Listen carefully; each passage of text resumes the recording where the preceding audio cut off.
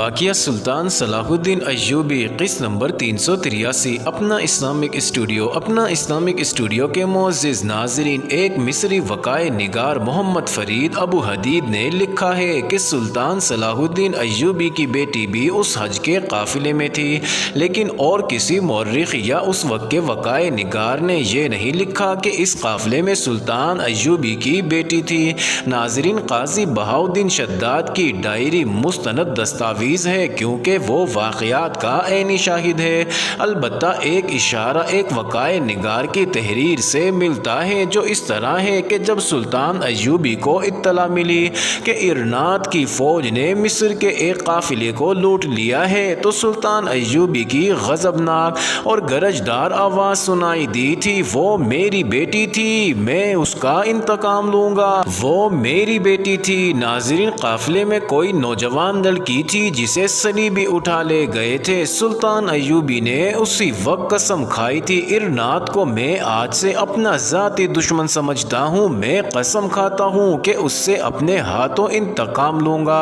ناظرین، سب جانتے ہیں کہ ان کے سلطان نے اس انداز اور لب و لہجے میں کبھی بات نہیں کی، وہ بھڑک کر بات کرنے اور بڑ مارنے کو پسند نہیں کرتا تھا، اس کی ہر بات فیصلہ ہوا کرتی تھی۔ اس نے جب انتقام کی قسم کھائی تو سب سمجھ گئے کہ یہ سلطان کا عزم اور فیصلہ ہے۔ یوں تو ہر صلیبی حکمران اسلام کا دشمن تھا، لیکن ارنات اسلام کی اور رسول کریم صلی اللہ علیہ وسلم کی توہین کرتا تھا۔ مسلمان قیدیوں کو سامنے کھڑا کر کے رسول اکرم صلی اللہ علیہ وسلم پر وہ معاذ اللہ ثم معاذ اللہ دشنام ترازی کرتا اور کہا کرتا، بلاؤ اپنے رب کعبہ کو تمہاری مدد کریں، بلاؤ اپنے رسول صلی اللہ علیہ وسلم کو کہ وہ تمہاری مدد کو آئیں، پڑھو اپنے رسول کا کلمہ کہ تم آزاد ہو جاؤ، اور وہ کہہ کے لگایا کرتا تھا۔ اس کی اس عادت سے سلطان ایوبی بھی واقف تھا، اس لیے وہ ارنات کا جب نام لیتا تو نفرت کا بھرپور اظہار کیا کرتا تھا۔ آج 4 سال بعد سلطان ایوبی جب صلیبیوں کے خلاف بیت المقدس پر فوج کشی کی ہدایات اپنے سالاروں کو دے رہا تھا تو اس نے یہ سارا واقعہ یاد دلا کر کہا، اس بدبخت کافر ارنات سے مجھے اپنے ہاتھوں سے انتقام لینا ہے۔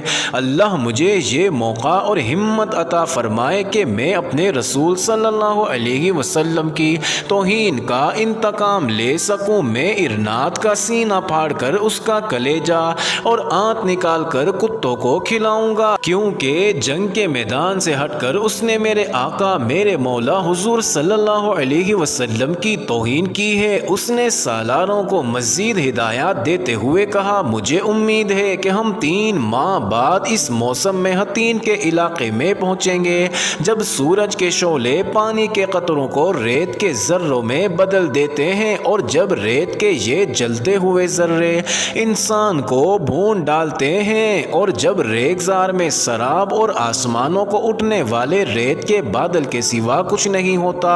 میں صلیبیوں کو اس وقت لڑاؤں گا جب سورج سر پر ہوگا، صلیبی لوہے کے خودوں اور زرہ بختر میں جل جائیں گے۔ لوہے کا جو لباس وہ تیروں، تلواروں اور برچھیوں سے بچنے کے لیے پہنتے ہیں، وہ ہر صلیبی کا اپنا اپنا جہنم بن جائے گا۔ معزز ناظرین، مورخوں اور جنگ کے یورپی ماہرین اور مبصروں نے سلطان ایوبی کے اس اقدام کی تعریف کی ہے کہ اس نے جنگ کے لیے جس موسم کا انتخاب کیا وہ جون جولائی کے دن تھے، جب ریگزار بھٹی سے نکالی ہوئی سل کی طرح گرم ہوتا ہے۔ صلیبی فوجی آہنی چادروں کے لباس میں محفوظ ہوتے تھے، ان کے نائٹ سردار سر سے پاؤں تک زرہ بختر میں ملبوس ہوتے تھے۔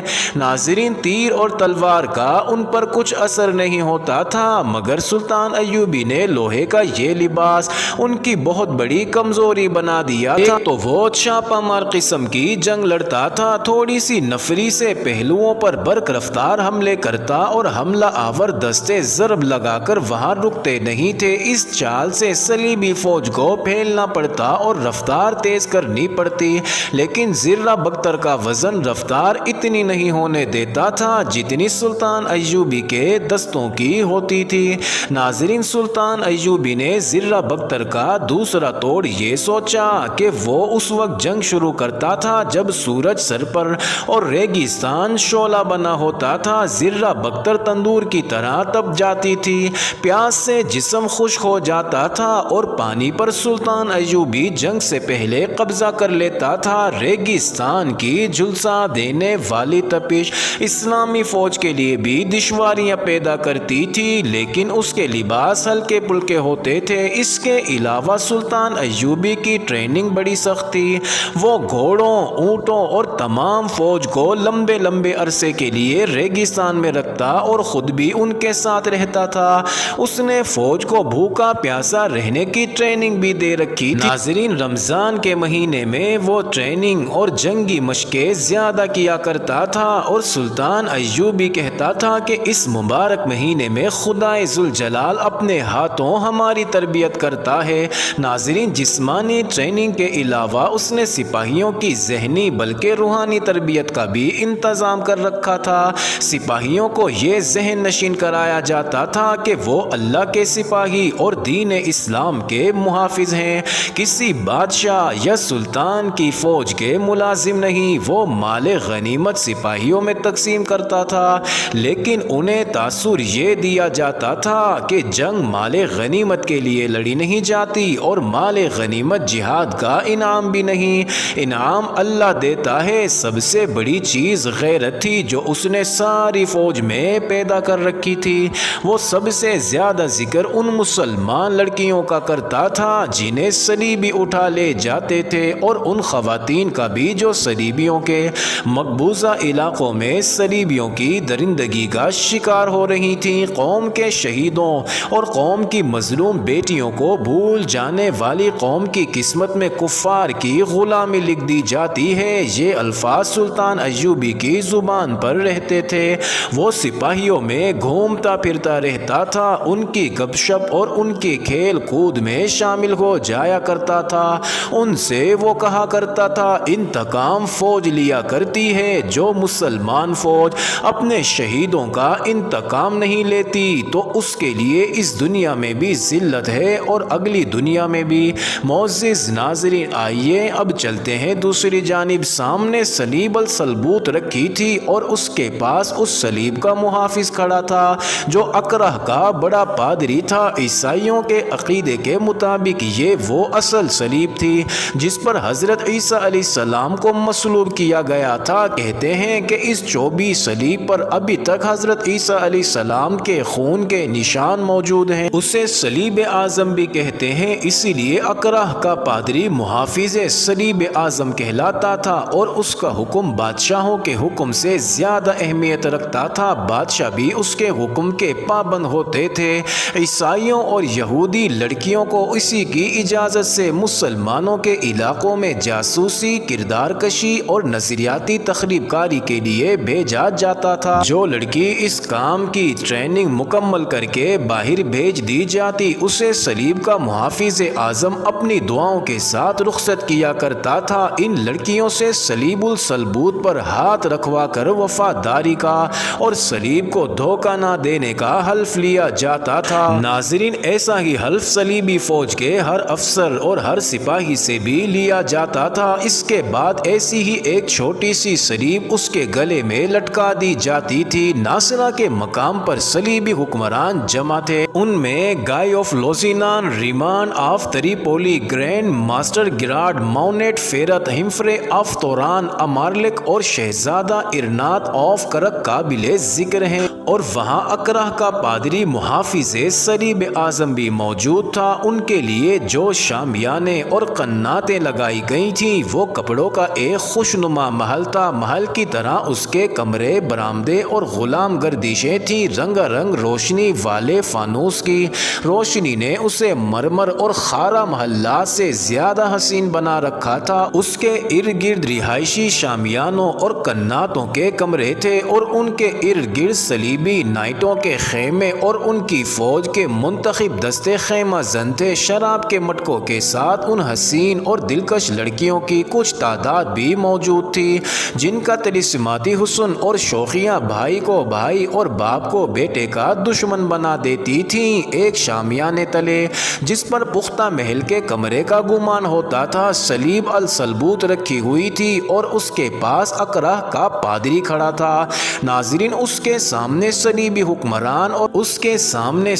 हुक्मरान और उनके जर्नेल और मुंतखब नाइट बैठे थे। सबको मालूम था कि ये एक तारीखी इज्तिमा है और तारीख का एक नया बाब लिखा जाने लगा है। इस बाब का उन्वान था सलाहुद्दीन अय्यूबी को हमेशा के लिए ख़त्म कर दो। सलीब के मुहाफिजो, अकरा के पादरी ने कहा, ये है वो सलीब जिस पर तुम सबने हाथ रखकर हलफ उठाया था। आज ये सलीब तुम्हारे सामने इसलिए अकरा से लाकर रखी गई है कि इसके साथ तुमने जो अहद किया था वो तुम्हारे दिलों में ताज़ा हो जाए।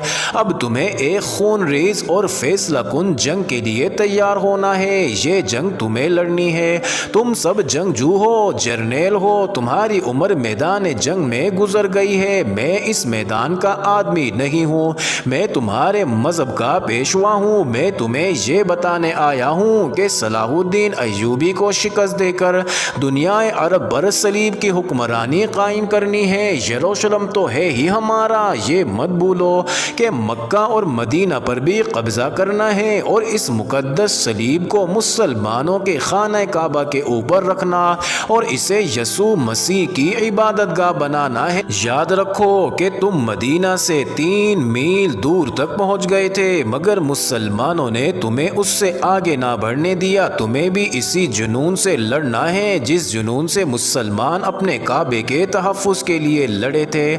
सलाहुद्दीन अय्यूबी की नज़रें यरूशलेम पर लगी हैं। वो कहता है कि ये बैतुल मुक़द्दस है और यहाँ उनका क़िबला अव्वल है। अगर इससे यरूशलेम को बचाना चाहते हो तो नज़र मक्का पर रखो। जहन में ये याद रखो कि हमारी जंग सलाहुद्दीन अय्यूबी से नहीं, ये सलीब और इस्लाम की जंग है।